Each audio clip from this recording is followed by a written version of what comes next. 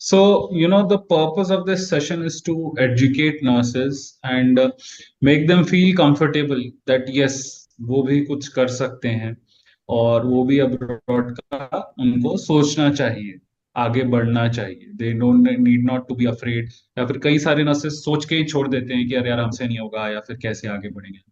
So I want to take you through your entire journey कि जैसे कि सबसे पहले how did you begin your journey, सबसे पहले आपका स्टेप क्या था? So, for the very beginning thing, when I was working in India, I feel that what am I earning is not enough for me because I have worked so hard in my college and I have so much of knowledge. And in my practical job, where I was doing in India, there was not enough. So that's what I was thinking. And I start scrolling in Instagram. I saw the advertising for different agencies, so that can take us to overseas countries, and so that was beneficial for our career. But I was so Mhm. confused between all of them, and then that's when I come to know about Baifal, and I was not sure that I want to do or I want to join this or not. आप जब search कर रहे थे कि आपको बाहर जाना है तो काफी सारी एजेंसीज के आपको एडवर्टाइजमेंट्स आ रहे थे, फिर आपने बेफिल का देखा, फिर आपने फैमिली से बात, देन मतलब फिर क्या हुआ? हाँ, तो फिर मैंने फैमिली से बात की। मेरी फैमिली तो मेरी बहुत ही सपोर्टिव थी कि मुझे यही बोला कि आपको जो करना है हम फुल सपोर्ट करेंगे, but that was on me कि मुझे मेहनत करनी पड़ेगी ऐसे। बेफिल एकेडमी की मैंने फॉर्म फिलअप किया, बहुत जो भी रिक्वायरमेंट्स थे मैंने वो फिल किए। मुझे कॉल आया बेफिल से और उन्होंने मुझे काउंसलिंग किया, बस एज आई टोल्ड यू मैं बहुत ही कंफ्यूज थी मुझे करना चाहिए कि नहीं। सो क्योंकि फेस टू फेस मीटिंग मेरी हुई नहीं थी और फिर भी बहुत ट्रस्ट इश्यूज थे कि ये सच हो सकता है कि इतने मतलब मुझे इतनी साल की जॉब मुझे मिल सकती है। सो मुझे ट्रस्ट नहीं हुआ था। फिर मुझे फोन आया बेफल एकेडमी से और उन्होंने बोला कि बहुत सारे एग्जांपल्स हैं कि नर्सेस बाहर गई हैं, उनके रिव्यूज देखे मैंने, वीडियोस देखे। फिर मुझे लगा कि नहीं, मतलब एक बार ट्राई करना चाहिए। हम्म। फिर ऑल दो स्पोकन इंग्लिश के क्लास शुरू हुए मुझे। सो स्टार्टिंग में जो मुझे लगता था कि मेरी इंग्लिश फ्लुएंसी अच्छी है, बट देन जैसे ही क्लास शुरू हुए तो मुझे पता चला कि नहीं, उतनी अच्छी भी नहीं है। धीरे धीरे मेरे डाउट्स जो थे वो क्लियर होते गए। एंड देन ओईटी की बारी आई। सो एज एवरीबॉडी नोज मैंने अपने थर्ड टाइम में ओईटी क्लियर की थी। एंड सो जैसे ही सेकंड अटेम्प्ट में मेरी ओएटी क्लियर नहीं हुई, आई वाज सो फ्रस्ट्रेटेड कि इतनी मेहनत करने के बाद भी आ क्यों नहीं रहे मार्क्स। सो बट जो ट्यूटर्स थे मेरे, मैं बोलना चाहूंगी कि ट्यूटर्स ने मुझे इतना सपोर्ट किया है। मुझे यही बोला गया है कि एक भी दिन छुट्टी नहीं लो आप, और हर रोज मेहनत करनी है और कैसे करनी है। एंड देन उतने अच्छे अच्छे टिप्स दिए मुझे। सो मैं यही कहना चाहूंगी that help me a lot. So जो रीडिंग में मुझे कंफ्यूजन था, listening and speaking was okay for me, but reading में मुझे बहुत ही डर लग रहा था कि मैं क्लियर कर पाऊंगी या नहीं। बट देन मुझे बहुत ही अच्छे टिप्स दिए गए कि रीडिंग आपका आप ऐसे क्लियर कर सकते हैं, ऐसा ऐसा मत करो, ऐसा करो। और हर रोज रिव्यू होता था कि आपकी रीडिंग में ये प्रॉब्लम है तो आप ऐसे इंप्रूव कर सकते हैं, राइटिंग में ये प्रॉब्लम है आप ऐसे इंप्रूव कर सकते हैं। So that help me a lot. So can you tell me, और लाइक आफ्टर दैट, आज की डेट में आपने ओईटी तो क्वालिफाई कर लिया, क्या लेट्स से कि या आज आपके पास जो नॉलेज है, गोइंग बैक इन टाइम, अगर आप पीछे जाओ तो क्या, या फिर कोई ऐसी नर्स है जो फर्स्ट टाइम अटेम्प्ट देने जा रही है, तो क्या आप डिफरेंट करते जिस वजह से आपको लगता है कि यार मेरा पहले अटेम्प्ट में क्लियर हो जाता अगर मैंने ये किया होगा? That's true. सो क्या होता है कि बहुत सारी ऐसे मिस इन्फॉर्मेशन होती है कि हमें लगता है कि हम अगर इस तरह से फॉलो करेंगे, और फिर जो स्टूडेंट होते हैं वो सिर्फ एक ट्यूटर से नॉलेज नहीं लेते हैं, वो यूट्यूब से देखते हैं, वो कोई ऑनलाइन मटेरियल देखते हैं, वो बुक्स पढ़ते हैं। तो डिफरेंट डिफरेंट जगह से वो जो है नॉलेज लेते हैं। बट देन वो कंफ्यूज हो जाते हैं कौन सी टेक्निक फॉलो करूं। मेरे साथ भी ऐसा हुआ था। तो ऐसा होता है कि हम कंफ्यूज हो जाते हैं कि कौन सी टेक्निक फॉलो करें। अगर मैं ये सोचूं कि फर्स्ट अटेम्प्ट में मुझे ये सब पता चल गया होता तो शायद I would be able to clear my OET in a first attempt which I was not. um hmm, yeah. So the thing मैं ये कहूंगी कि फर्स्ट अटेम्प्ट में मेरी जॉब चालू थी एंड मैं उतना टाइम नहीं दे पाई मेरी प्रिपरेशंस के लिए. बट देन सेकंड अटेम्प्ट के बाद मैंने रिजाइन कर दिया था अपनी जॉब से और मैंने फुली कॉन्सेंट्रेट किया ओटी पे. तो मैं यही कहूंगी कि अगर आप ठीक से मेहनत करते हैं और जो भी आपको पढ़ाया गया है आप उस पर फोकस करते हैं तो yes, that's not tough, I know. बहुत लोग ऐसा सोचते हैं कि ये बहुत टफ होता है, बट देन अगर आप हार्डवर्क करो तो हो सकता है, दैट्स पॉसिबल.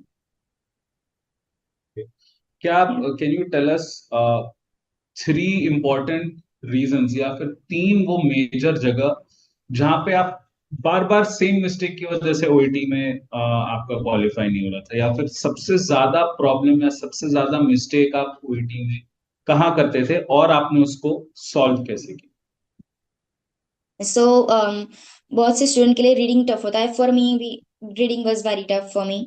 सो क्या होता है इन रीडिंग पार्ट भी पैराग्राफ्स दिए गए होते हैं, उसके ऊपर से हमको आंसर निकालना होता है. मैं क्या सोचती थी कि पैराग्राफ्स दिए गए हैं उसको पढ़ के मैं आंसर हम्म, दे दूंगी. So hmm, I thought it would be so easy. Hmm, लेकिन जब मैंने एक्चुअल रीडिंग किया तो मैंने देखा कि उतना इजी भी नहीं था. हम्म, um, तो मुझे ये बताया गया, मुझे मैडम ने ये बोला था कि अगर आपको इस टाइप का आंसर चाहिए तो आपको ऐसे ऐसे सेंटेंस देखने चाहिए, उसके बाद से ही आंसर शुरू होगा. और अगर आपको पार्ट बी में फिर भी कॉन्फिडेंस नहीं आ रहा है, आप पार्ट ए पे फोकस करो. जो नहीं आ रहा है वो नहीं आ रहा है, आपको जो है 350 लाना है तो आप पार्ट ए पे फोकस करो ना. वो आपसे वैसे भी हो रहा है. 20 क्वेश्चन है, राइट? तो 20 क्वेश्चन क्या है कि हम्म, 1 वर्ड में आंसर देना है and you can easily give that. अगर आप 4 पैराग्राफ्स 4 रीड करते हैं, उसके टाइटल्स रीड करते हैं, आपको उसका जो पैराग्राफ में क्या आता है पता चल जाएगा. तो आप उसका हेडिंग पे फोकस करो. 20 क्वेश्चंस के आंसर देने हैं आपको, पता चल जाएगा. अब पार्ट बी में क्या होता है, लास्ट जो क्वेश्चंस होता है ना, that was, if I am not wrong, true और फॉल्स काइंड ऑफ थिंग. हम्म, अब अगर उसको ढूंढने जाते हैं तो focus on that first. It was 8 minute. Hmm, so focus on that first. आप उसको ढूंढने जाएंगे तो आपको ऊपर के सारे क्वेश्चंस के आंसर ऐसे ही मिल जाएंगे. तो आप हम्म, फर्स्ट उसको फॉलो करो, then complete your part A and then come on part B. So okay. आपका जो है टाइम भी बचेगा. पार्ट ए में क्या है, 15 मिनट्स में हमको प्रिपेयर करना होता है. आप ऐसी प्रिपरेशन कर आपको 12 मिनट्स का खत्म हो जाए. आप 12 मिनट का अंदाजा रखोगे तब आपका 15 मिनट में आएगा. ऐसे तो पार्ट ए अगर हो जाएगा, आपके बहुत पॉसिबिलिटीज है कि आप रीडिंग क्लियर कर सको. And that was true for me. So reading ऐसे क्लियर हुआ and then listening and speaking was okay for me. But writing में पार्ट मतलब सी सी ग्रेड से ऊपर नहीं आ रहा था मेरा. तो मुझे ऐसा बोला गया कि जो पर्पस पैराग्राफ है, तो फर्स्ट पैराग्राफ आप उस पे फोकस करो. और मुझे ये भी बोला गया था कि अगर आपका फर्स्ट पैराग्राफ अच्छा होगा तो चांसेस बहुत ही है कि आपका बी ग्रेड आ सके. लास्ट में जो एंडिंग है आपका, अगर आप नहीं भी उतना फोकस करोगे तो चलेगा, क्योंकि जो एग्जामिनर्स होते हैं वो फर्स्ट पैराग्राफ पे ज्यादा फोकस करते हैं. उनका इंप्रेशन वहीं पे चल जाता है कि ये स्टूडेंट को आता है या नहीं. सो राइटिंग में आपका रीजन क्लियर होना चाहिए कि why you are writing this letter for OET for me. Okay. So yeah, so where I should focus more, and then were some grammatical mistake that I had. और मुझे उसके बाद पता चला था कि बहुत सारे grammatical mistakes भी होते हैं जो हमें क्लियरली मिल जाते हैं, क्लियरली अर्न कर सकते हैं बिना किसी दिमाग लगाए. लेकिन या सो वैसे मैंने क्लियर किया राइटिंग.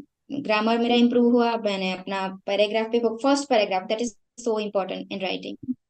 सो वो मेरा राइटिंग ऐसे Any हुआ tips clear. to improve the first paragraph for the nurses who are preparing?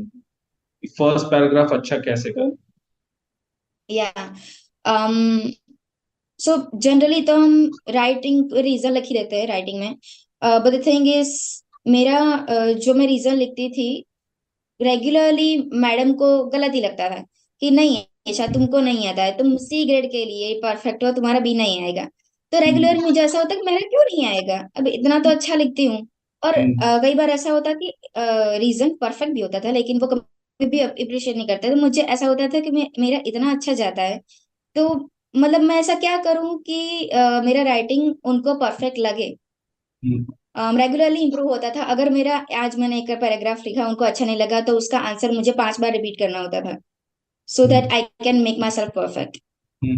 सो ऐसे ऐसे, और हर बार मैंने नोट किया, मैं जो लिखती हूँ उनको गलत ही लगता है, वो दूसरे स्टूडेंट जो लिखता है उनको अच्छा लगता है। So I was kind of jealous of those students, मेरा क्यों नहीं अच्छा लगता उनको। So but then they give me the tips that आपको ऐसे इंप्रूव करना है, आपको ऐसे इंप्रूव करना है। जो रीजन हमको दिए गए हैं हम उनको एक लाइन में लिखें, मतलब लंबे लंबे सेंटेंसेस नहीं, राइट शॉर्ट एंड स्वीट, जो पॉइंट टू पॉइंट होता है वैसे ही लिखो, तो एग्जामिनर जो है वो भी आइडेंटिफाई कर सके कि why you are writing this letter. Okay, so वैसे हम, मतलब उसमें या, जबरदस्ती इंग्लिश डालने की कोशिश मत करो, talk about the facts. No, अच्छा। या, हम्म। सो अगर हम ज्यादा सोचते हैं तो ज्यादा कॉम्प्लिकेटेड हो जाता है। ओके। अगर हम पॉइंट टू पॉइंट लिखते हैं तो मतलब क्लियर रहता है, और वर्ड्स की लिमिट्स जो होती है वो भी हम क्लियर कर सकते हैं, okay okay okay, that's great. Like so that. ये थी आपकी ओईटी की जर्नी, लाइक जो आपका फर्स्ट स्टेप था, है ना। उसके बाद जो है, बेफिल के, क्योंकि जैसे कि व्यूअर्स को मैं बताना चाहूंगा कि एशा किसी भी बेफिल ऑफिशियल से इन पर्सन आज तक मिली ही नहीं है, and she is already landed in the UK. उनका सारा प्रोसेस वर्चुअली हुआ है, सब कुछ ऑनलाइन हुआ है। एंड या, एशा इज फ्रॉम गुजरात में। कहाँ से हैं आप एशा? आनंद। आनंद, आनंद से हैं। एंड आप या, बचपन से ही वहीं पे हो, और you yeah, were, from childhood, yes. Okay. And आपका एजुकेशन वगैरह भी वहीं से ही हुआ था? Yeah, so I've passed my 1 to 10 from my hometown. 11th 12th के लिए मैं पास वाले के गांव में गई थी। College was on my Shri Krishna hospital, वही मेरे गांव में था। So yeah, all my education was in Anand only. तो you were telling first to tenth आपने कौन से स्कूल से किया है? श्री संतराम विद्या मंदिर, so that's in my village. अच्छा, तो आनंद में है या उससे थोड़ा सा? आनंद में।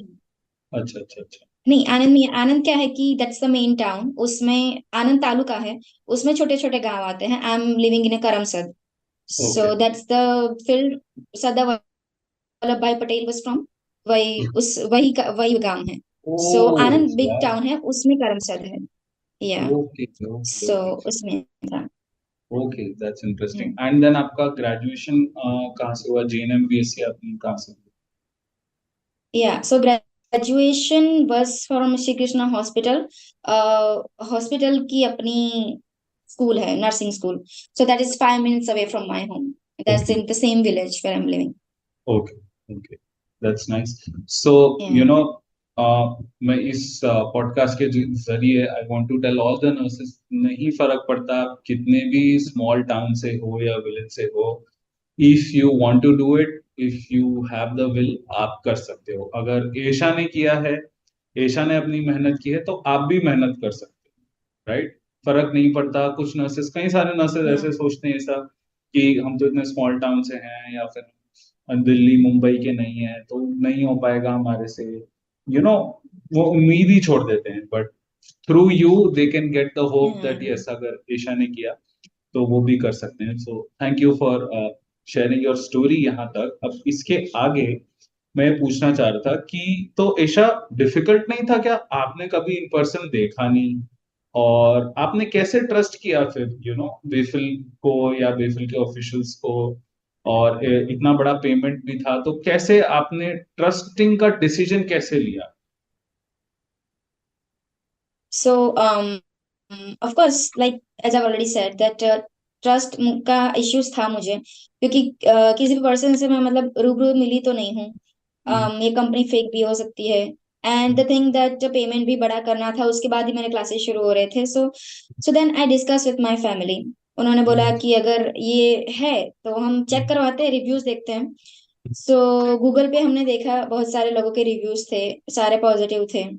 देन वो एग्जाम्पल भी दे रहे थे। देखो अभी क्या है कि अगर कोई कंपनी फेक होगी और वो एग्जांपल दे दे कि ये स्टूडेंट हमारे यहाँ से पास आउट हुआ, तो वो इतने सारे एग्जांपल्स भी नहीं होंगे। बेफिल के क्या थे, वो जो ओईटी का रिजल्ट देखते हैं, ओईटी का रिजल्ट पे लिखा हुआ होता है कि ये स्टूडेंट का नेम है, उसका ये नंबर है। हम वो रीचेक कर सकते हैं, वेरीफाई कर सकते हैं कि एक्चुअली इसने कभी क्लियर किया था। वो सब कुछ डेट के साथ देते हैं, इस डेट पे किया था, उसका ये नाम है। और ऐसा नहीं कि from one part, from every part of India. So अब ये तो फेक नहीं हो सकता। और उसके बावजूद भी मैंने 1 महीने जो है रिसर्च किया कि इज दैट ट्रू और नॉट। सो सारे एग्जांपल्स देखे मैंने, जो भी स्टूडेंट ने पास आउट किया था उसको मैंने इंस्टाग्राम फेसबुक पे चेक किया कि दे आर ट्रू और not, and yes that okay was true. So okay. फिर मैंने ओईटी के क्लासेस स्टार्ट किए। या एंड फेस टू फेस तो मैं नहीं मिली, लेकिन मैं पहुंच गई। That's great. That's great. Hmm, So all the sessions were also online, and yet you managed to qualify and come this far. या अब ओईटी के बाद का प्रोसेस आपका कैसा था? Then what happened आपके जर्नी? सो ओईटी के बाद जनरली ऐसा होता है कि विद इन 3 मंथ्स हमारा लंदन में लैंडिंग हो जाता है। मेरे पास इश्यू ये था कि मेरे पास पासपोर्ट नहीं था। तो for me I had to wait for 2 months to get my passport, और उस वक्त मैंने अर्जेंट पासपोर्ट भी नहीं निकाला। I wait actually for 2 month, और उसके बाद मेरा प्रोसेस शुरू हुआ था। तो that was for me. But generally क्या है कि 3-4 महीने में हम लोग पहुंच जाते हैं। सो आफ्टर ओईटी एनएमसी का रजिस्ट्रेशन हमको करना था, वो शुरू हुआ। तो उसके लिए रजिस्ट्रेशन के लिए हमको फीस भरनी होती है, लेकिन अभी recently I got that back. And उसके बाद वी नीड टू गिव मतलब सीबीटी। आपको वहां पे रियम्बर्स हो जाती है ना ये फीस जो हो आप? जाती है, या। That's good.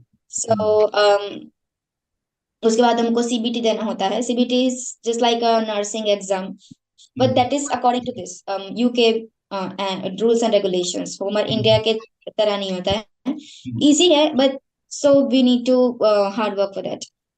For me CBT was clear on a second attempt.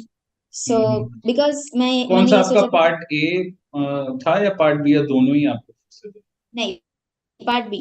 Part A जो है ड्रग कैलकुलेशंस थे, वो मैंने पहली बार में क्लियर कर दिया। पार्ट बी जो है उसमें भी ऑप्शंस ही होते हैं, लेकिन वो क्या है कि यूके के अकॉर्डिंग होता है। यूके में जो रूल्स एंड रेगुलेशंस है, वो ऐसे जो हॉस्पिटल में रूल्स फॉलो करते हैं उसके अकॉर्डिंग हमको सीबीटी देना होता है।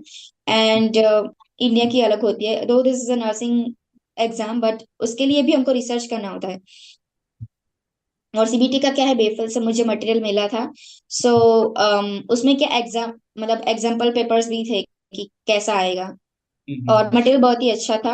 एंड उसके बाद भी मैंने अपनी मेहनत शुरू की। वो क्या है कि मुझे बहुत ही कॉन्फिडेंस था कि ओईटी क्लियर की है तो सीबीटी तो हो ही जाएगी।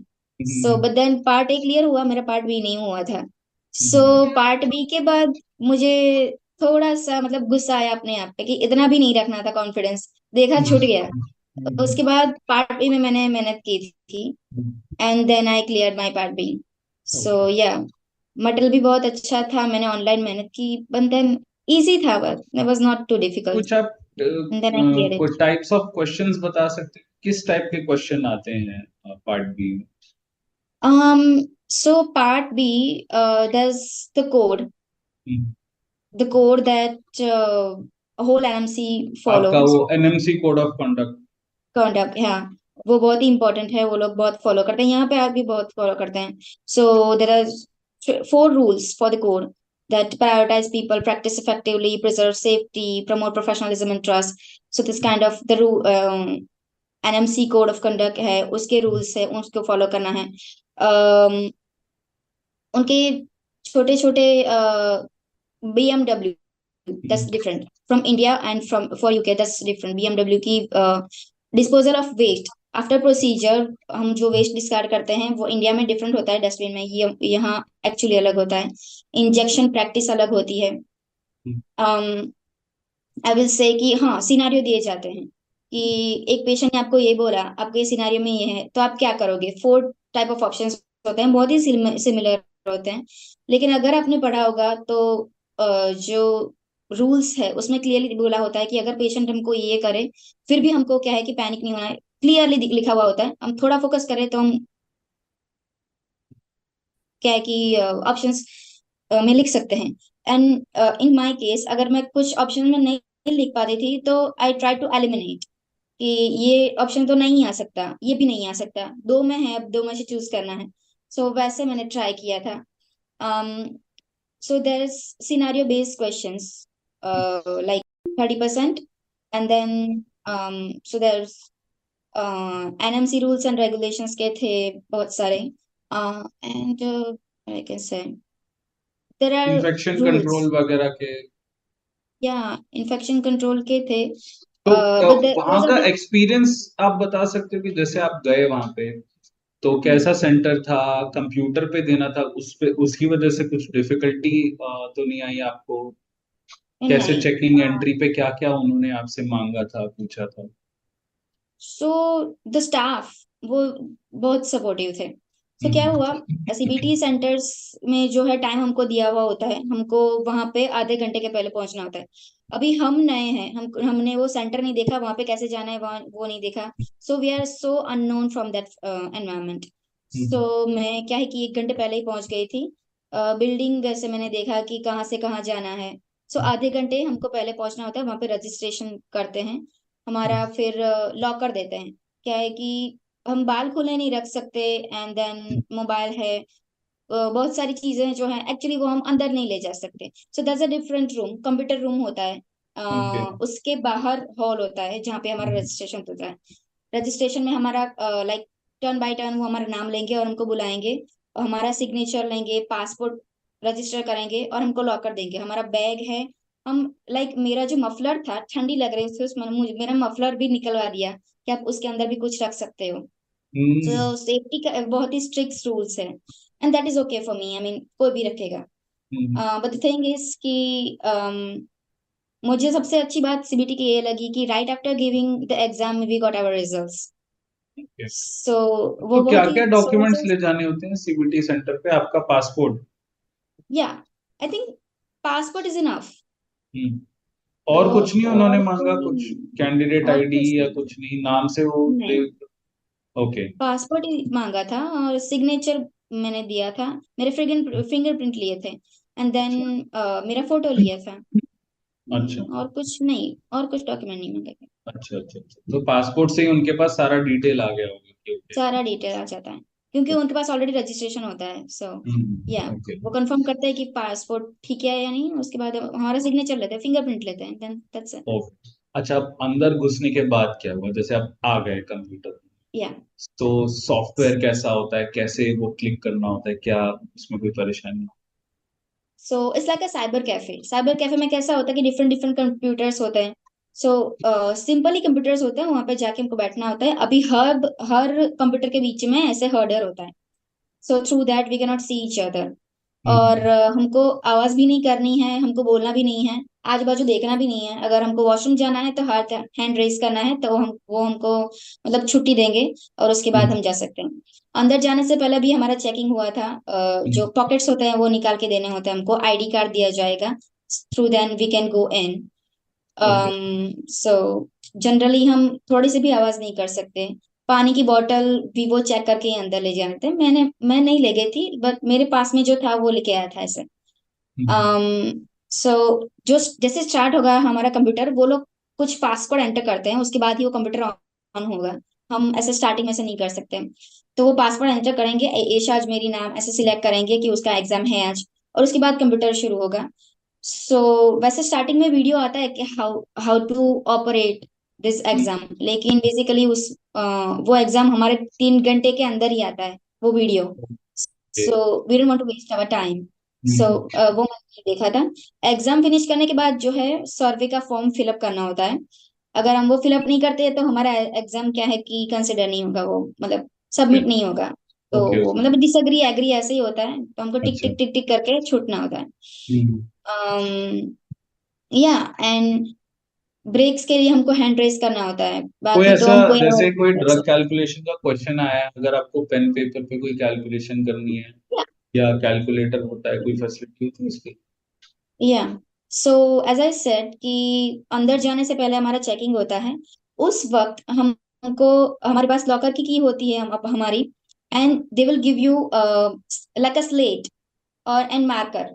व्हाइट बोर्ड ऐसा होता है ना, व्हाइट बोर्ड, और वो मार्कर देते हैं।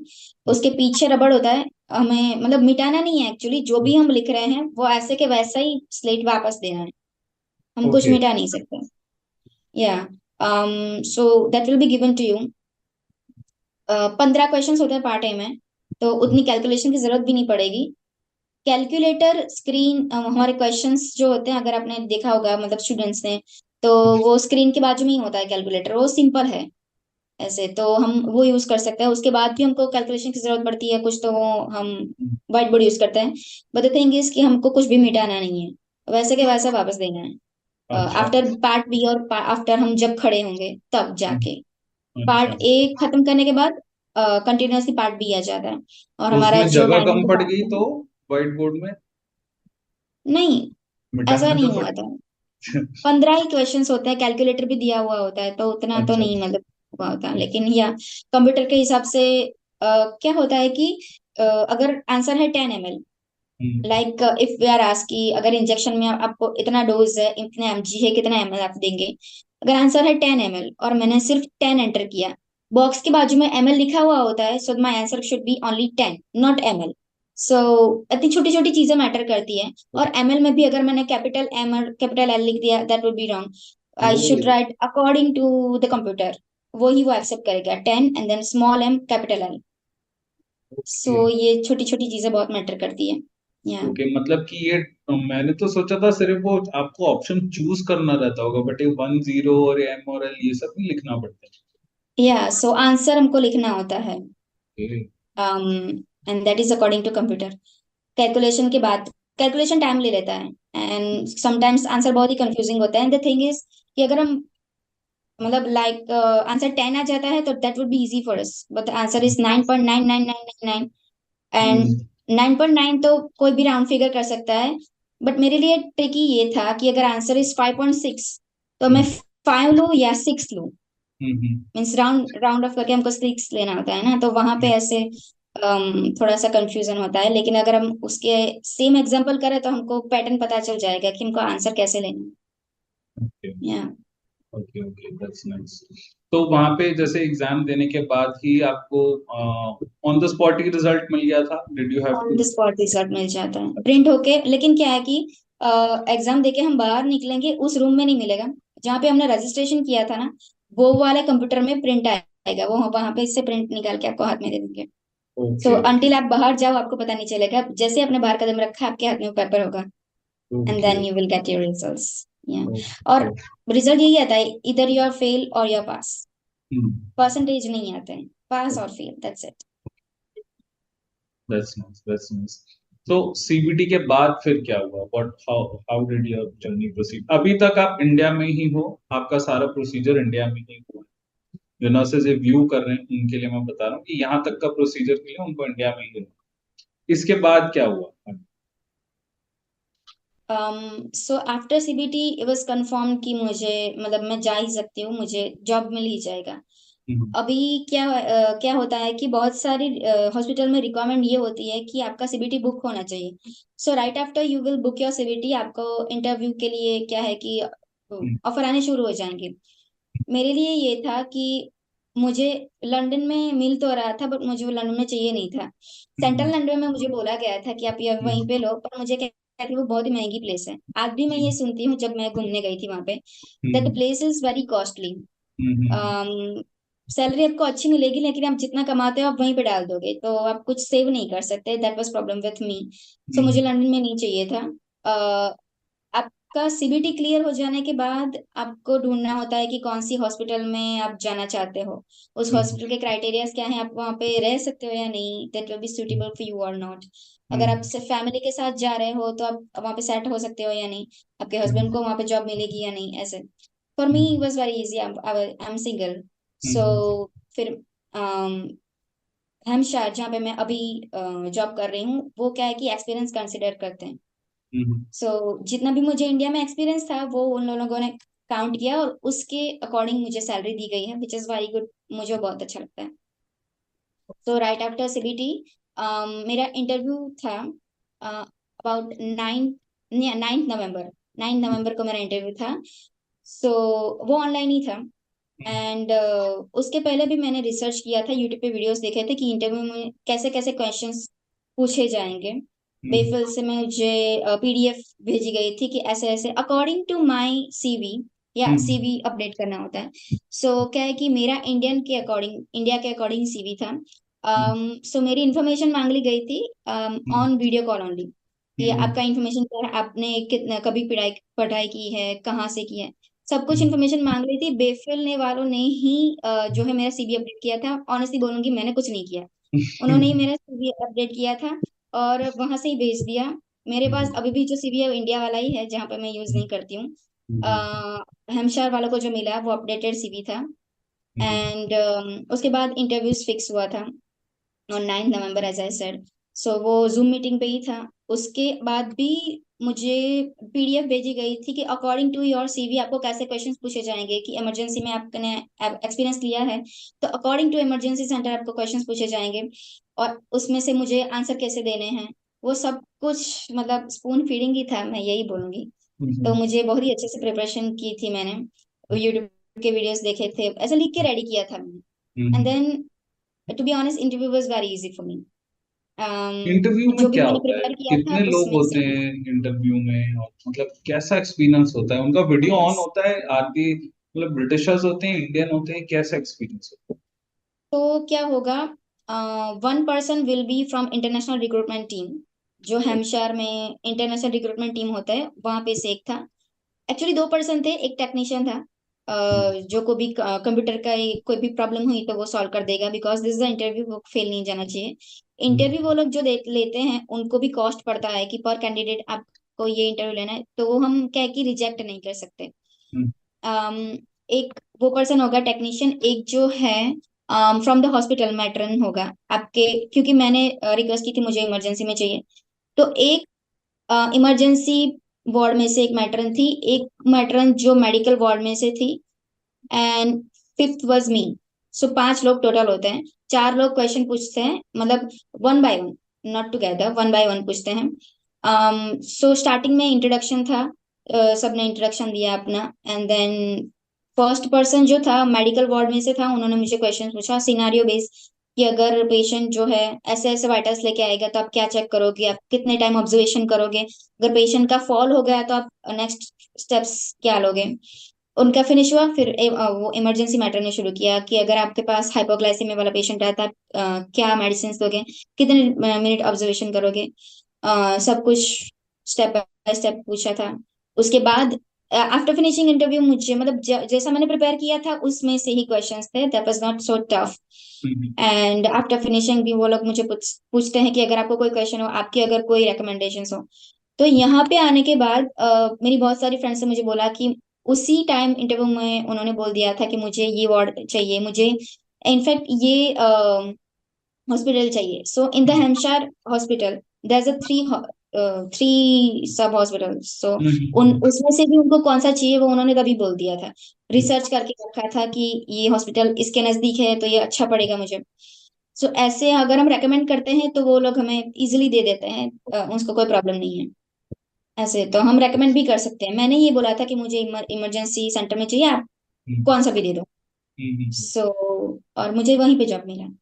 Okay okay, that's great, that's great. मतलब कि इंटरव्यू में ऐसा नहीं है कि सिर्फ एचआर वाले क्वेश्चन पूछते हैं, टेक्निकल क्वेश्चन भी पूछते हैं कि आपका या हाइपोग्लाइसीमिया का और ये वो सब। Okay, so you need to मतलब नर्सिंग नॉलेज का आपका अपडेटेड रहना चाहिए नर्स को या इंटरव्यू क्वालिफाई करने। Okay, that's great. Actually yes. So then आपका टिकट वगैरह और आपको मतलब पिकअप डिटेल्स वगैरह सब कुछ एडवांस में ही आ गए थे? या so after clearing my interview, 12 दिसंबर को मेरा सीओएस आया था, आई रिमेम्बर। एंड मुझे ऐसा बोला गया था कि सीओएस आपका जो आ गया है तो उसका मतलब यही होता है कि आपका वीजा लग गया। अभी सीओएस के बाद जो वीजा का प्रोसेस होता है तो हमको ऑनलाइन मतलब रिक्वेस्ट करना होता है, हमको डेट दी जाएगी, उस डेट पे हमको वीजा के ऑफिस में जाना होता है। अभी वीजा के जो ऑफिस में जाते हैं, उसमें डॉक्यूमेंट्स ले जाने होते हैं, उसके लिस्ट हमको दी जाएगी, ये डॉक्यूमेंट्स हमको ले जाने होते हैं। और वो चेक करेंगे right after we'll enter the centre. उसमें क्या है कि हम कुछ भी नहीं ले जा सकते वीजा में। सेंटर में जो कैंडिडेट रहता है वही एंटर होगा, डॉक्यूमेंट्स के साथ एंटर करेगा। जैसे ही हम एंटर करेंगे इस वीजा के सेंटर में, वो हमारा डॉक्यूमेंट्स चेक करेंगे।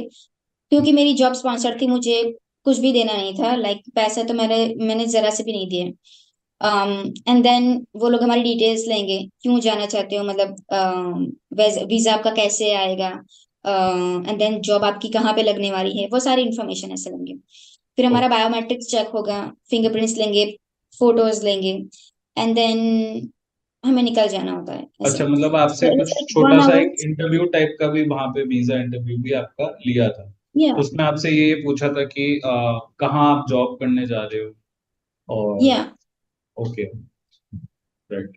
सो बेसिकली हमारे जॉब के रिलेटेड इंटरव्यूज पूछते हैं, आप क्यों जाना चाहते हैं, ऐसे छोटा सा इंटरव्यू होता है, but that was not too difficult because हमारे बेसिक, हमारे लिए ही पूछते हैं जो, तो सीधे से आंसर देना होता है, दैट्स नॉट टू स्कैरी। उसके उसके बाद लिए भी मैंने किसी जैसे नर्स को ऐसे डरने की या प्रिपेयर करने की जरूरत नहीं, it is basic. No nothing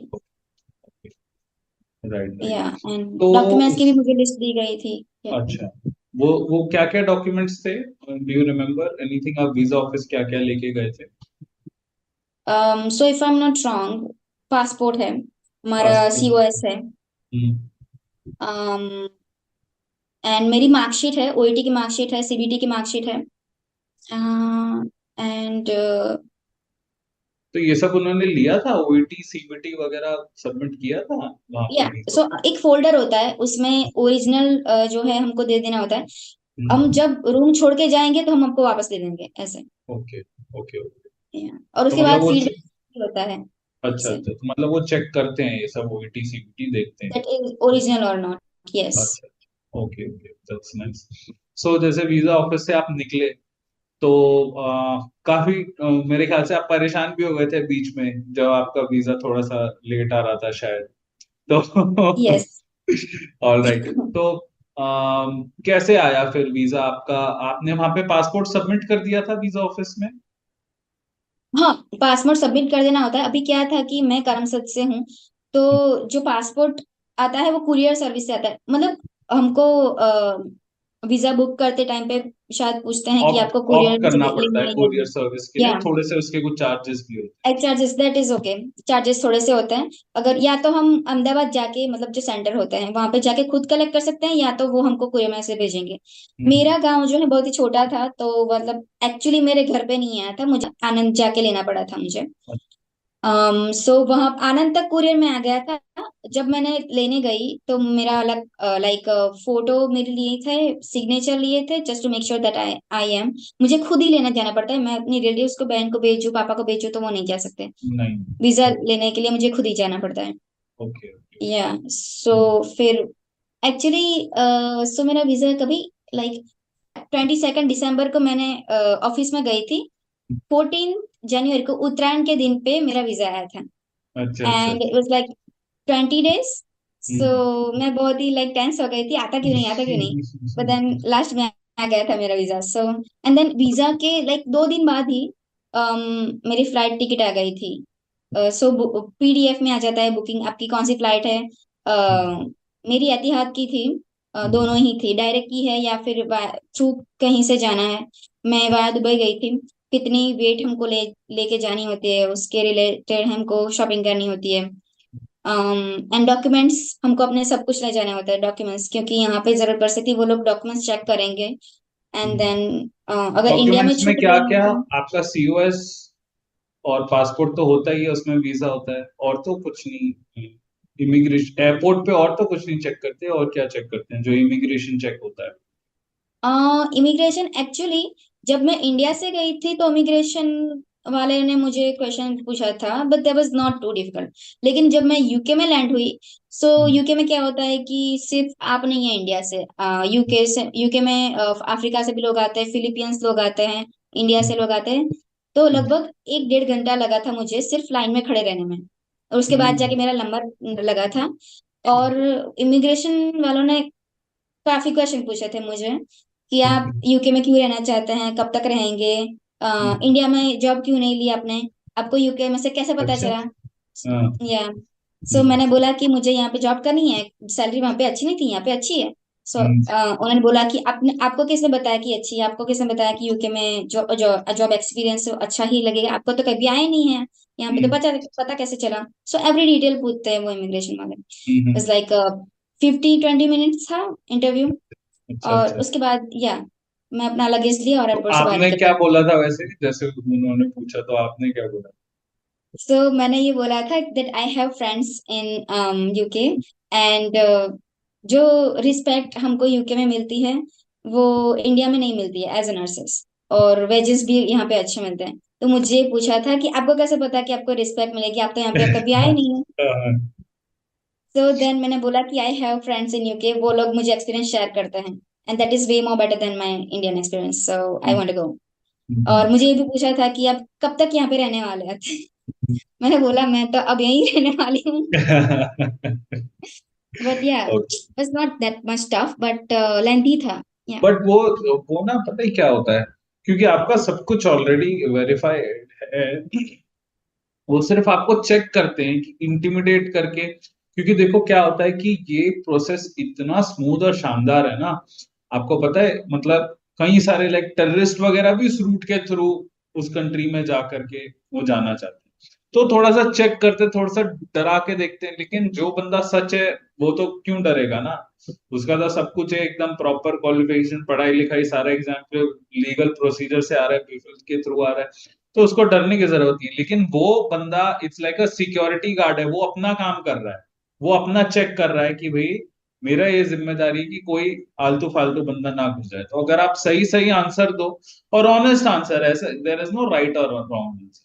वो पूछता है कितने टाइम रहना है, बोल दो यार पता नहीं, अभी तो मैंने जॉब करने शुरू आई। सो उसमें एक्चुअली यस। हाँ, नर्सेस को डरना, अच्छा नर्सेस इस बात से भी डरते हैं कि सर हम तो कभी एयरपोर्ट गए नहीं, हम कैसे पता चलेगा, या हम खो जाएंगे। आपको भी क्या ये डर था, और मतलब कैसा था आपका वो पूरा एयरपोर्ट का, और बीच में अबू धाबी में रुक भी रही है फ्लाइट यस। और फिर जा रही है इतनी लंबी फ्लाइट, तो कैसे कोप अप कर सकते हैं, क्या मतलब एक नर्स को पता होना चाहिए फ्लाइट की जर्नी से पहले। सो फॉर मी, मैं एयरपोर्ट गई कभी, मैं गई नहीं हूँ। सो हम्म। एयरपोर्ट के सिनेरियो से मैं टोटली न्यू थी। सो मैं बहुत बहुत अपने रिलेटिव्स को पूछती थी, जो लोग वहाँ पे, जिनके बच्चे वहाँ पे ऑलरेडी पढ़ रहे हैं, उनको पूछती थी कि मैं कैसे जाऊँ एयरपोर्ट पे, मुझे क्या करना होता है। After I got my flight tickets, मैंने बहुत से लोगों को पूछा था कि एयरपोर्ट पे मुझे करना क्या होता है।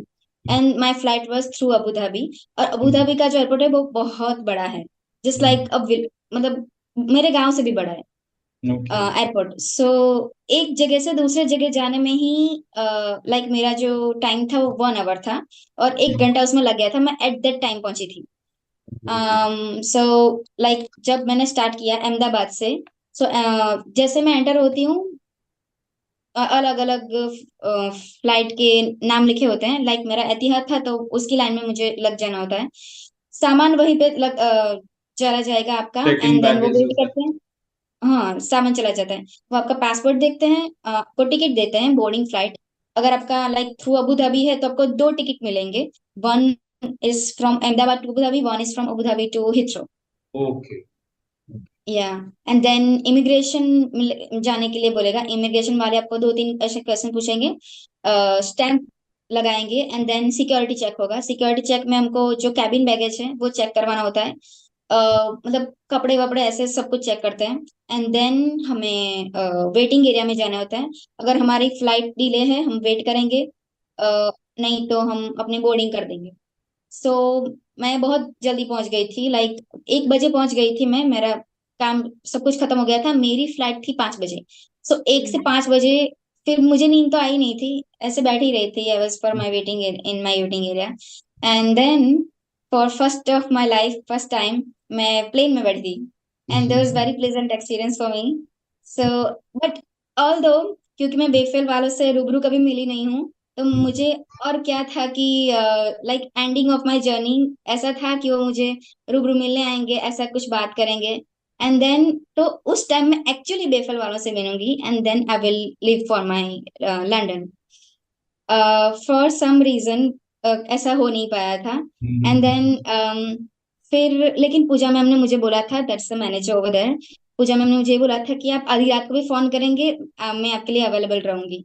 सो मैंने बोला था कि आप अपना फोन ऑन रखना है। एयरपोर्ट पे ऐसा होता है कि आपको वाईफाई मिल जाता है, आपका जो कार्ड है वो चलेगा नहीं। सो मुझे इश्यूज भी थे कि मैं अपना वाईफाई कनेक्ट करूंगी तो कनेक्ट हो जाएगा, और क्या वो सिक्योर सिस्टम है ऐसे। But then Pooja ma'am available रहे थे। ऐसे उतने क्वेश्चंस तो नहीं, क्योंकि बोर्ड दिख जाते हैं वहां पे, दैट इज लाइक अगर आप देखो तो इजी होता है। अभी अबू धाबी पे जो मैं गई थी, क्योंकि एयरपोर्ट बहुत बड़ा है, सो मुझे लाइक लिटरली भागना पड़ा था वहां पे। And then I got my flight. वहां पे भी दोबारा चेक करते हैं कि आपका पासपोर्ट और आपकी टिकट आपको दिखानी होती है, आपके ओके। कौन से गेट से आपको बोर्डिंग करना होता है, वो सब कुछ देखना होता है आपको विद इन दैट 1 आवर। और बहुत लोगों ने मुझे ये बोला था कि अगर आपकी फ्लाइट डिले हुई तो आप नहीं पहुंच पाओगे। ना मैं इंडिया की रहूंगी ना मैं लंदन की रहूंगी, वहीं पे स्टक हो जाऊंगी। हाँ हाँ हाँ। So I was like literally running over there. मतलब वहां पे टाइम वेस्ट बट नहीं करना चाहिए बिल्कुल, अगर कनेक्टिंग फ्लाइट है अगर अबू धाबी के थ्रू, मतलब पॉसिबल है सब। क्योंकि बहुत टाइम अपनी फ्लाइट लेट होती है और वो जो बोर्डिंग वाली फ्लाइट है वो तो अपने टाइम पे निकल जाएगी। सो हम्म, इट्स ऑन यू कि आप कभी लेते हैं, बोर्ड कभी करते हैं। ओके। बट देन मुझे फ्लाइट मिल गई थी। एंड देन जो हिथ्रो वाली जो फ्लाइट थी, it was really big flight, बहुत ही बड़ा प्लेन था। एंड बहुत तरह तरह के लोग आए थे वहां पे, लाइक फॉरेनर्स थे, इंडियन थे, फिलिपियन थे, अफ्रीकन थे। हम्म, जो हमारा फ्लाइट प्लेन था वो छोटा था। अभी जो फ्रेंड्स मुझे यहाँ पे मिले हैं उन्होंने बोला कि मेरी फ्लाइट जो है इस टाइप की थी। मैं गुजरात से गई थी। बहुत से मेरे लाइक मैक्सिमम मेरे फ्रेंड्स जो है केरला से हैं, वहां से साउथ इंडिया से आए हैं। सो उनकी फ्लाइट में उन्होंने बोला कि नाश्ता ऐसे दिया गया था मुझे, मैंने बोला मेरे में ये दिया गया था। फिर हम अबू धाबी पे मिले एंड वहां से फिर हमको मैनेजर्स ने कॉल किया था कि अगर आप यहाँ पे पहुंच जाते हैं तो आप ये लोग मिलेंगे। हमको ईमेल कंप्लीट आ जाता है नेम के साथ कि आपको ये लोग वहां पे मिलेंगे, आपको वहां पे लोग के साथ जाना है, ग्रुप बनाना है, and then will pick you up from the airport. So my journey was so smooth. तरह तरह के कंट्री से लोग आए थे, फैसिलिटीज सारी अवेलेबल थी। लाइक मैंने ये सोचा था कि फ्लाइट में मुझे जो नाश्ता मिलेगा could be not interested for me, but then वहां पे सारी फैसिलिटीज अवेलेबल थी। एंड हमको ईमेल आ जाता है कि आप अबू धाबी में इतने इतने लोगों को मिलेंगे।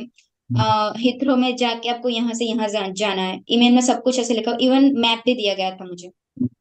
तो मैं इजिली लाइक क्योंकि अबू धाबी में तो मेरे पास सिर्फ 1 घंटा था, मैं मिली नहीं थी। लेकिन लंदन में लैंड करने के बाद थ्रू मैसेजेस मुझे अपना ग्रुप मिल गया था। एंड देन हम लोग कार में चले गए थे, वहां पे ही पिकअप आ जाता है हमारा। सो मैंने अपना सामान तक नहीं उठाया था, उन्होंने उठा के रखा अपनी गाड़ी में और इजिली मैं हेम्पशायर पहुंच गई थी। Okay, wonderful wonderful. ये वैसे जो आपको पिकअप करने वाले थे वहां से, उनका डिटेल आपको फ्लाई करने के पहले ही आ गया था ना शायद ईमेल पे, या यूज ईमेल या पे की हुई आई थी। Got the email. और उसके राइट। बावजूद भी मुझे इंटरनेशनल रिक्रूटमेंट टीम का जो है नंबर मिला था। कुछ भी हो तो मैं उनसे कांटेक्ट कर सकती थी। So that was easy for मी। तो मतलब कि या जो नर्सेस के पेरेंट्स का एक ये फैक्टर होता है कि भाई हमारी बच्ची इतनी दूर जा रही है, तो वो सेफ है कि नहीं, तो मतलब दैट इज नो प्रॉब्लम, मतलब एवरीथिंग, मतलब कोई भी ऐसा पार्ट नहीं था आपके जर्नी का जहाँ पे आपको अनसेफ फील हुआ हो या इनसिक्योर फील हुआ हो। नहीं, नहीं। क्योंकि बहुत सब कुछ पहले से डिसाइडेड था। सारी इन्फॉर्मेशन मेरे पास मेल के थ्रू आई जाती थी। मेरे पास कांटेक्ट डिटेल्स थे अगर कुछ भी हो तो। जैसे कि मैंने पहले बताया था कि एयरपोर्ट मेरे लिए बहुत ही नई चीज थी। मुझे पूजा मैम ने बोला था कि अपना फोन ऑन रखना, बाकी आप कुछ भी पूछ सकते हो मुझे। वहां पे पहुंचने के बाद मुझे इंटरनेशनल रिक्रूटमेंट टीम के लोगों ने कांटेक्ट किया था कि आप वहां से वहां जाना, कौन से ग्रुप से आप मिलोगे। ईमेल के थ्रू मैप भी भेज दिया गया था मुझे, आपको कहाँ से कहाँ जाना है। और उसके अलावा भी बोर्ड्स तो वहां पे होते ही हैं, तो हम आपका इंडिया का क्विकली। सिम चल रहा था वहां पे इंटरनेट वगैरह कॉलिंग के लिए? नहीं। कौन सा आपने सिम लिया था? तो हम इंडिया में जब तक मैं एयरपोर्ट में थी मेरा सिम चल रहा था। प्लेन में हम्म, बैठने के बाद किसी का सिम नहीं चल रहा था। जब अबू धाबी में गई तो मेरे पास सिम चलाने का टाइम ही नहीं था। हम्म, और उसके बाद जब मैं फ्लाइट में गई तो दोबारा सिम नहीं चल रहा था। हम्म, हिथ्रो में जब मैंने लैंड किया तो मुझे बोला गया था कि हिथ्रो एयरपोर्ट के वाईफाई से कनेक्ट करके आप अपने घर वालों को इन्फॉर्म कर देना कि आप पहुंच गए हैं सेफली। ओके। और उसके बाद मैं कार में बैठ गई तो आई वाज सो टायर्ड कि मैंने सिम यूज ही नहीं किया था। यहाँ पे पहुंचने के बाद मुझे यहाँ से सिम दे दिया गया था। और अच्छा। बहुत लोगों के साथ ये होता है कि जो वीजा ऑफिस में हम जाते हैं, वीजा हम लेते हैं तो वहीं से सिम कार्ड दे देते हैं। मेरे बहुत सारे फ्रेंड्स को ऐसे मिल गया था, मुझे यहाँ आने के बाद मिला था। बट देन सिम कार्ड हमको यहाँ से मिल जाता है, so that's not a problem. और अगर वो नहीं तो भी मिलता है आप कोई भी ले सकते हो ना, मतलब ऐसा तो नहीं या है मैंडेटरी कि या वीजा ऑफिस वाला ही लेना है या यहाँ वाला नहीं, कोई भी ले सकते हो। अगर आपको वीजा ऑफिस से एक्चुअली मिल गया है सिम तो that is yours. That is your choice कि आपको वो वाला यूज करना है या फिर यूके मतलब वाला वो भी यूज ऑफर करते हैं ना कि आप ये करना है। वाला हमसे खरीद लो, इट्स मतलब ऑफर है, को आपको मर्जी है आपको लेना है लेना। या ओके ओके ओके। तो जनरली कौन सी कंपनी का सिम है, जैसे आपके पास कौन सी, वहां पे कोई कंपनी होगी ना, वोडाफोन है या कौन सी कंपनी है? लिबेरा। सो लिबे। मुझे लिबेरा का सिम कार्ड ऑफर किया गया था। व्हाट्सएप का जो है मैंने इंडिया का ही रखा है, सो अच्छा। That India people can contact me. और मैं अपने लाइक लिबेरा में से जनरल कॉल नहीं करती हूँ, व्हाट्सएप कॉल ही करती हूँ। And that is free for me, क्योंकि यहाँ पे फ्री वाईफाई मिल जाता है आपको। 3 महीने की जो अकोमोडेशन है, वहाँ पे आपका फूड, वाटर, इलेक्ट्रिसिटी, वाईफाई सब कुछ फ्री होता है। सो मैं व्हाट्सएप का जो नंबर है वो इंडियन ही रखा है मैंने, और जो लिबेरा का सिम कार्ड है वो मैंने यूके का रखा है। सो यूके में भी आप कांटेक्ट कर सकते हैं। और मेरे बहुत से फ्रेंड्स ने ये किया है कि यूके वाले सिम कार्ड में उन्होंने नया व्हाट्सएप खोला है। सो that is your choice, but I can do both in my single WhatsApp only, so that's very feasible for me. Okay okay. उसका कोई प्रॉब्लम नहीं आया था। 3 मंथ्स के बाद कुछ ऐसा है कि आपको कोई प्रमोशन मिलेगा या सैलरी इंक्रीज होगा, जैसे आपका कुछ ऐसे कुछ पे स्केल भी होता है शायद, बैंड 5 टू बैंड 6 या ऐसा कुछ? Yeah so right now I am band 4। मैंने ऑस्की क्लियर कर दी है, but then it will take month for me to get a PIN. So okay. 1 month के बाद मैं बैंड 5 हो जाऊंगी। अभी तक मैं बैंड 4 का काम कर रही हूँ, उसके बाद मैं बैंड 5 का काम करूंगी। So till 2 month I have time to observe nurses कि वो कैसे काम करती है एक्चुअली में। Although I have like knowledge, but हमको ऑब्जर्व तो करना होता ही है कि वो लोग कैसा काम करते हैं, हमारे डिपार्टमेंट में कैसे काम होता है। सो उसके बाद आप इजीली बैंड 5 में जा सकते हैं, मेरी सैलरी इंक्रीज होगी, मैं बैंक शिफ्ट कर सकती हूँ, मैं ओवर टाइम कर सकती हूँ। सो उसके एक्स्ट्रा चार्जेस मिलेंगे, लाइक दैट। और जो पे स्लिप होती है वहां पे सब कुछ क्लियरली लिखा होता है कि आपको किसके पैसे मिले हैं, किसके एक्स्ट्रा मिले हैं, क्या क्या कट हुआ है, कौन से लाइक टैक्सेबल चार्जेस है, नॉन टैक्सेबल चार्जेस, सब कुछ लिखा हुआ होता है। और उसका आपको नेट कुछ वैल्यू। एडवांस कैश मिला था अराइवल पे, आपने लिया था या ऐसे कुछ ऑफर था या क्या? सो वो ऑफर करते हैं ऐसे कि आपको ऑन अराइवल इतने पैसे अगर आपको चाहिए तो मिल जाएंगे, hmm. Just for your first month. First month के बाद तो सैलरी आ ही जाएगी। So I was preparing for my OSCE at that time. So but then मैंने नहीं लिया था, मैं अपने लाइक इंडिया से लेके आई थी वो, मैंने वो वाला यूज किया था। But then they offer, India से ही आपने पाउंड्स की करेंसी ले ली? या इंडिया से लेके आई थी मैं। एयरपोर्ट से आपने लिया था या मनी एक्सचेंज आसपास? नहीं, सो वहां पे लेकिन ऑफिस अलग अलग होते हैं, उसके स्पेशल ऑफिस होते हैं करेंसी एक्सचेंज के।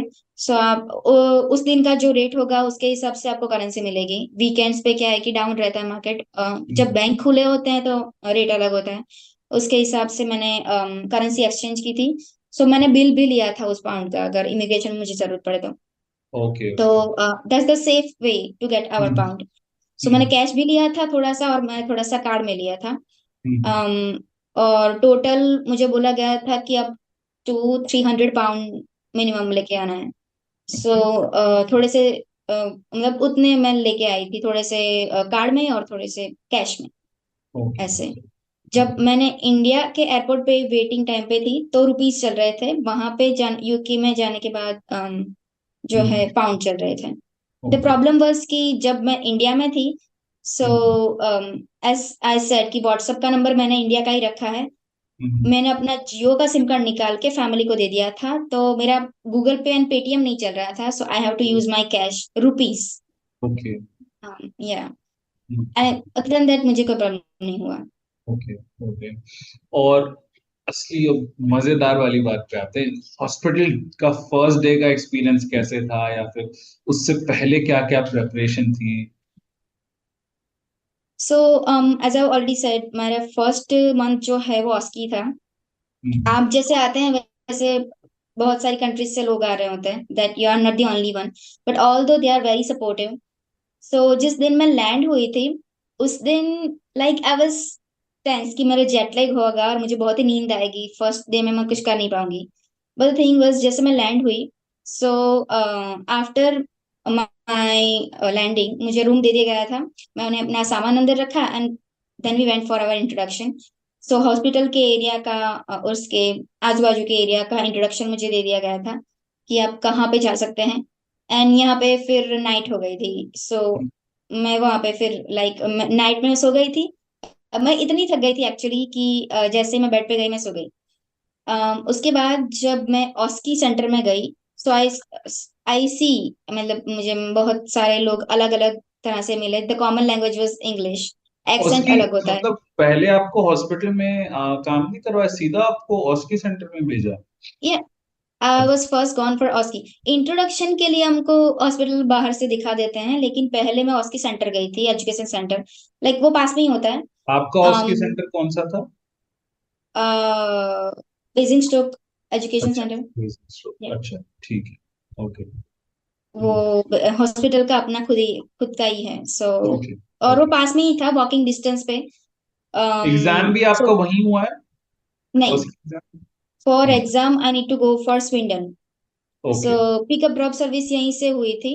एंड वापस आने के लिए हमको ट्रेन से आना था, टिकट दे दी गई थी। सो अकॉर्डिंग टू दैट हमको लाइक टिकट उन्होंने दे दिया था, 1 घंटे हम पहले हम स्विंडन पहुंच गए थे। एंड या एजुकेटर्स ने बहुत अच्छा सपोर्ट किया था, प्रैक्टिस सेशंस वहां पे हुए थे।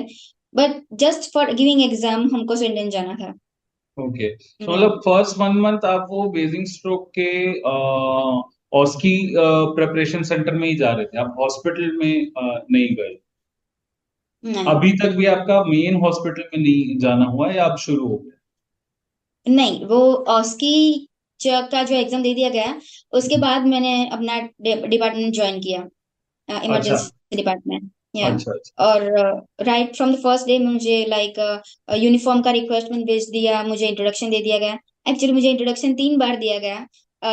मुझे लाइक जितने भी लोग होते हैं वो इंडिविजुअल अपनी रिस्पॉन्सिबिलिटी तो पूरी कर ही देते हैं, हम्म, कि आपके जो मेंटर होते हैं आपको अलग अलग नाम दे दिए जाते हैं, कि ये आपका मेंटर होगा, ये आपका इंचार्ज होगे, ये हम्म, आपका बॉडी होगा। मतलब जो मेरी कंट्री से ही है वो मुझे हम्म, लाइक आसानी रहती है, मैं उसको बहुत सारे सवाल पूछ सकती हूँ, ये कैसे होता है, ये कैसे होता है। तो वो तीनों लोगों ने इंडिविजुअल मुझे इंट्रोडक्शन दिया था। आई वाज लिटरली टायर्ड कि अब तो मैं आपको इंट्रोडक्शन दे सकती हूँ। वैसे मतलब सबने अपनी जिम्मेदारी पूरी की थी। यूनिफॉर्म की रिक्वेस्ट भेज दी थी। And then yeah then I started my actual duty. लेकिन स्टार्टिंग में भी you can say that I am new and I don't know this. और आपको बैच दिया जाता है that I am a newly qualified nurse, so आपकी journey easy रहती है, उतना सारा लाइक बर्डन नहीं होता है आप पे। And you can easily observe those people and then you can start your work slowly slowly. Okay, okay, okay.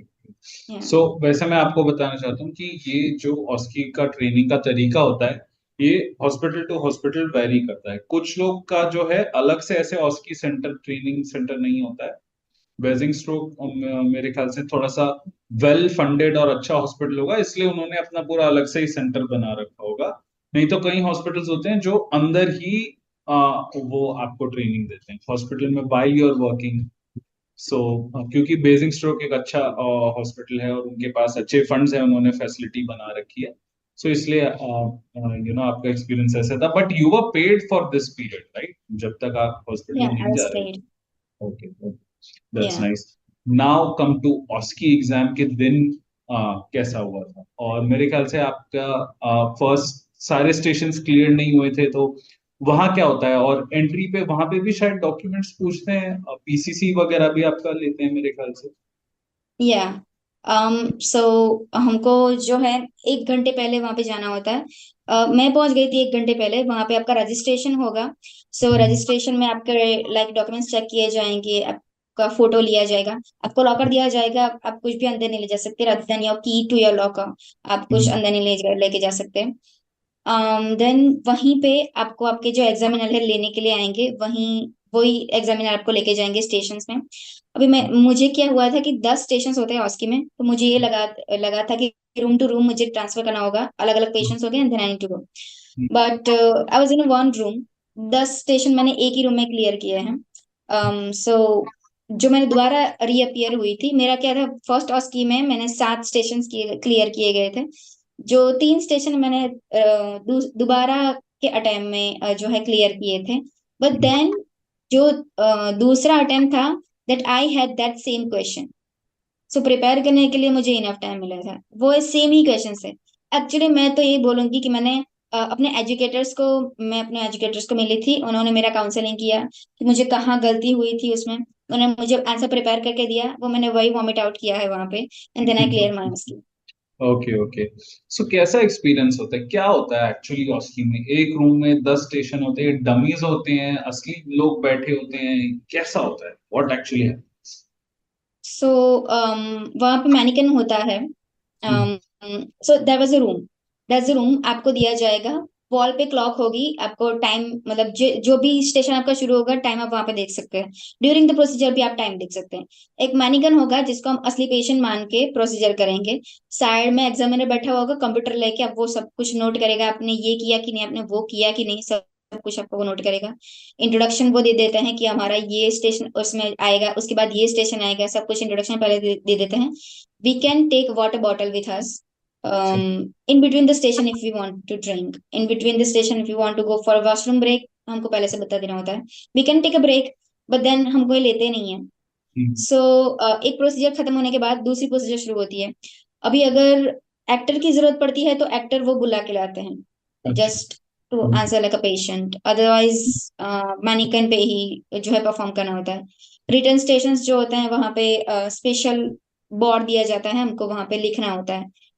And या तो ऐसे मतलब जैसे जो वो चीजें चेक करते हैं कि आपने पेशेंट से पूछा कि नहीं, या फिर वो कुछ ऐसी भी चीजें एलिमेंट्स होते हैं उसकी में, तो आपको डमी से बात करनी पड़ती है या या एक्टर से सो बात करनी?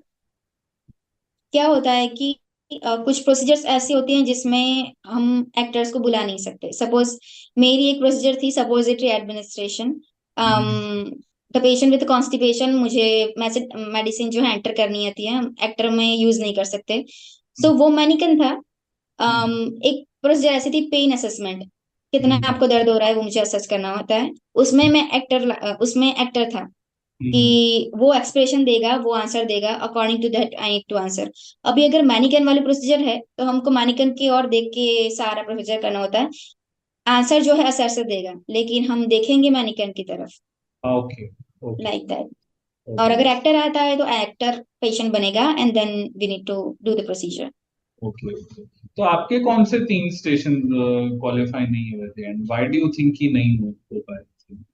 सो 3 स्टेशन मेरे थे, pain assessment, evidence based practice and professional values. 2 written है एंड एक प्रैक्टिकल है। अभी क्या है कि मार्किंग क्राइटेरिया है। वो मार्किंग क्राइटेरिया आपको उसकी के ट्रेनिंग में दे ही दिए जाते हैं, there's अ बुक क्राइटेरिया की, कि आपको ये क्राइटेरिया फुलफिल करना है तो आप पास हो गए। अभी पेन असेसमेंट में क्या है कि मैं टाइम पूछना भूल गई कि since when you are having this pain, एक क्वेश्चन भूल गई तो मेरा स्टेशन फेल हो गया था। जो रिटर्न स्टेशन है उसमें सिनारियो आपको दिए जाएंगे कि इस सिनारियो में आप क्या क्या फॉलो करेंगे, अगर आपके साथ ये हुआ तो आप क्या करेंगे। सो मुझे टाइमिंग इश्यूज हुए थे कि I run out of time. So we have 10 minutes to finish it, and 2-3 minute मुझे रह गए थे, 2-3 पॉइंट्स लिखने के लिए रह गए थे। एंड देन एक स्टेशन में जो था I was confuse little bit, वो मैंने दोबारा क्लियर कर दिया था, but I got a feedback कि आपने ये नहीं किया। ईमेल से मुझे जिस दिन रिजल्ट आता है उस दिन वो लोग फीडबैक भी देते हैं उसकी वाले, कि आपके स्टेशन में आपको ये करना चाहिए था, ये नहीं करना चाहिए था, ये इम्प्रूव कर सकते हैं। And then you have to take 10 days gap, 10 working days gap in between two OSCE. Yeah and बहुत से लोग ये सोचते हैं कि ऑस्की अगर क्लियर नहीं कर पाए तो क्या होगा, हम्म but then that's easy because आपको सेम क्वेश्चंस आएंगे, you can easily clear second time. Yeah. आपके कितने फ्रेंड्स ने सारे स्टेशंस क्लियर किए वहां पे? So मेरे 3 फ्रेंड्स हैं, like in one cohort we are 15 people। 3 ऐसे लोग हैं जिन्होंने फर्स्ट टाइम पे क्लियर किया, 12 ऐसे लोग हैं जिन्होंने फर्स्ट टाइम पे क्लियर नहीं किया। किसी का ओके। 3 में छूट गया, किसी का 2 में छूट गया, किसी का 4 में छूट गया। सो हम लोग सभी लोग टेंस थे। लेकिन 3 जो लोग हैं उन्होंने फर्स्ट टाइम पे क्लियर कर दिया है। तो आपको उसके अभी एडिशनल पैसे तो नहीं देने पड़े रीअटेम्प्ट के? नहीं, नहीं, अच्छा। मैंने कुछ पे नहीं किया है। ओके। um, जनरली क्या होता है वैसे, एक 1 to 3 resets depending upon oh yes, hospital to hospital, वो Yeah. आपको हॉस्पिटल स्पॉन्सर करता है, राइट? But Yeah. Of course one reset तो ऑलमोस्ट हर हॉस्पिटल स्पॉन्सर करता है, लेकिन उसके बाद मतलब वैसे तो जैसे कि आपने बताया कि कि जब आपको पता ही है क्या आने वाला है तो आप क्वालिफाई कर ही लोगे। But Yeah. उसके Actually. बाद अगर आपको रीसेट देना पड़े तो आपको सिर्फ उस स्टेशन का पे करना पड़ता है। Yeah. अदरवाइज जनरली नर्सेस अगले रीसेट में ही क्वालिफाई कर लेते हैं। तो Yeah. वैसे भी Actually. 1 से 3 रीसेट तक on an average her hospital जो है वो आपको स्पॉन्सर करते हैं इस चीज के लिए। तो Yeah. Now you were telling me कि मतलब अब आपने हॉस्पिटल जाना शुरू किया, वहां पे something knew that you saw, या फिर ऐसा तो नहीं होती मेरे से नर्सेस पूछती है कि सर वहां पे भी पॉलिटिक्स होती होगी, वहां पे कैसा माहौल होता होगा, डरते हैं इस चीज से, लाइक इंडिया में कहते हैं सर यहाँ पे भी पॉलिटिक्स रहती है वगैरह। वहाँ का कुछ कैसा माहौल रहता है वहाँ पे, और क्या एक्सपीरियंस तो रहता है? एक्चुअली यूके में स्टाफ का जो एक्सपीरियंस है दैट्स एक्चुअली नाइस। इंडिया में अगर मैं ये बोलूँ कि वार्ड जो होते हैं वहाँ पे पेपर वर्क ज्यादा होता है, पेशेंट वर्क बहुत कम होता है। स्टेबल पेशेंट ही आता है वार्ड में। हम्म। बट इमरजेंसी में जो है बहुत ही सारे अनस्टेबल, सारे टाइप के अनस्टेबल पेशेंट्स आते हैं। यहाँ पे जब मुझे बोला गया that do like emergency centre or would you like to go to ward, so मैंने तो यही बोला कि मुझे ईडी ही पसंद है। तब उन्होंने ये बताया था कि वार्ड में कम काम रहता है, you need to do more paper work and that will be easy for you. Hmm. अब जो वार्ड में इंडिया में होता है कि हमारे पास पेपर वर्क बहुत होता है, तो फ्रस्ट्रेशन भी ज्यादा होता है। और वहां पे लाइक सीनियरिटी ज्यादा होती है, सीनियर जो है अपने जूनियर को बुली करते हैं। सो ये डर मुझे था कि हम्म। उनके पास काम कम होता है तो उनके नखरे ज्यादा होते हैं। सीनियर्स के मतलब सब कुछ हमको फॉलो करना होता है, वो जो बोले वही हमको करना होता है, हम अपना नॉलेज यूज नहीं कर सकते। हम्म। यहाँ सिनेरियो टोटल डिफरेंट है। आपको स्टडी डेज भी दिए जाएंगे that will be paid. And यहाँ पे हर कोई सपोर्टिव है, क्योंकि कोई भी ऐसा नहीं है जो सिर्फ और सिर्फ इंग्लैंड से हो। ओवरसीज नर्सेस बहुत है, रेडियोलॉजिस्ट बहुत है, वर्कर्स बहुत है। सो हर किसी को यहाँ पे काम करना है, तो हर कोई हमसे बना के रखता है, हमको भी अच्छे से ही बात करना होता है। यहाँ पे एक हम्म। नियम है, हर हर कोई सेंटेंस के आगे वो लोग थैंक यू और सॉरी लगा के देते हैं। तो हम्म। बहुत ही रिस्पेक्ट से हमको बात करना होता है। आपके साथ ऐसा कभी नहीं होगा कि कोई भी आपसे रिस्पेक्टफुली बात ना करे। वार्ड का जो सिनारियो है वो बहुत ही डिफरेंट है, बहुत ही प्लीजेंट है। हम्म। सो उन्होंने तब बोला कि ईडी में सिर्फ वर्कलोड ज्यादा है, बाकी स्टाफ हर जगह पे सपोर्टिव है। सो आई वुड से कि और रिस्पेक्ट भी बहुत ही मिलती है आपको। हम्म। इंडिया में कैसे होता है कि जनरली डॉक्टर हमारा बॉस होता है, यहाँ पे ऐसा नहीं होता है। मुझे ऐसा बोला गया था कि आप अपना नॉलेज इम्प्लीमेंट कर सकते हो।